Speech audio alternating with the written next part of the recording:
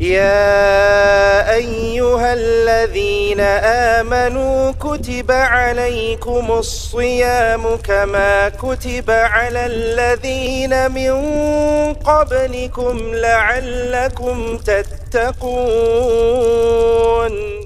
হে ইমানদারগণ, তোমাদের উপর রোজা ফরজ করা হয়েছে যেমনটা করা হয়েছে তোমাদের পূর্ববর্তী লোকেদের উপর, যাতে তোমরা তাকওয়া অর্জন করতে পারো। তাকওয়া কি?